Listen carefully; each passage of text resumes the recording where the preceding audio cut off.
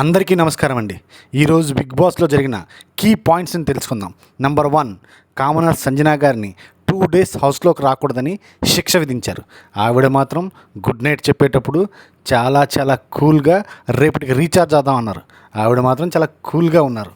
అలాగే number 2, Priya and Sreeja మాట్లాడితే content అంటున్నారు. నాకు తెలిసి వాళ్ళకే ఎక్కువ కంటెంట్ ఇవ్వాలని కోరిక ఉన్నట్టుంది. సంజన గారు హౌస్లోకి రాకూడదని కామనర్స్ రూల్ పెట్టారు, కానీ ఎమ్మెల్యేని ఆడదానిలా తయారు చేసి లోనకి తీసుకొచ్చేటప్పుడు మాత్రం వాళ్ళు అబ్జెక్ట్ చేయలేదు. మరి ఏ రూల్ పెట్టారో ఏంటో అర్థం కావట్లేదు. సంజన గారిని కన్స్ట్రక్షన్ రూమ్లోకి రమ్మని బిగ్ బాస్ అందరూ ఎలా ఉన్నారని అడిగితే ఆవిడ చాలా సూపర్గా క్లియర్గా అనుకున్నట్టు చెప్పారు. ఆవిడ నవ్వుతూ ఉంటాను అని అన్నారు. అదే హౌస్లో కూడా చేస్తున్నారు కూడా. నెంబర్ 5, బిగ్ బాస్ మాత్రం సంజన గారికి మంచి హైప్ ఇచ్చి అభినందించారు. నాకు తెలిసి 3rd dayలో ఇంత హైప్ రావడం ఏ కంటెస్టెంట్కి రాలేదనుకుంటా. అలాగే బిగ్ బాస్ సంజన గారికి ఒక పవర్ ఇచ్చి 5 కంటెండర్స్ని కెప్టెన్సీ కోసం పోటీ పడాలని ఎంపిక చేసుకోమన్నారు.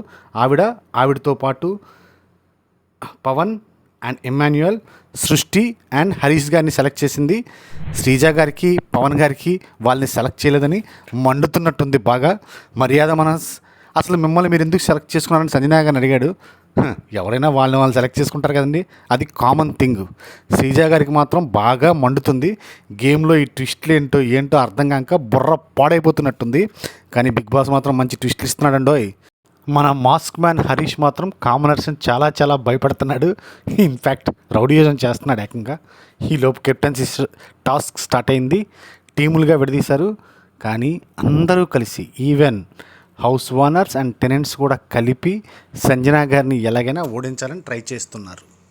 ఈ కెప్టెన్సీ టాస్క్కి మర్యాద మనీష్ గారు సంచాలకుగా వ్యవహరిస్తున్నారు. ఫస్ట్ రౌండ్లో ఇమాన్యుయల్ని ఆయన ఎందుకు ఎలిమినేట్ చేశాడో ఎవ్వరికీ అర్థం కాలేదు. ఆయనకైనా అర్థమైందో లేదో. టోటల్గా గేమ్ మొత్తం సంజన గారి చుట్టూ, సంజన గారి కోసమే జరుగుతున్నట్టుంది. ఆవిడ సెకండ్ బిగ్ బాస్ లాగా ఉంది. నిజంగా ఆవిడ కనుక లేకపోతే ఈ సీజన్ చూడలేం.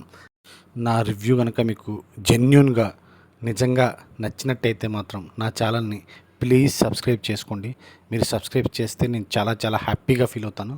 నచ్చిందని అనుకుంటున్నాను. Please subscribe me.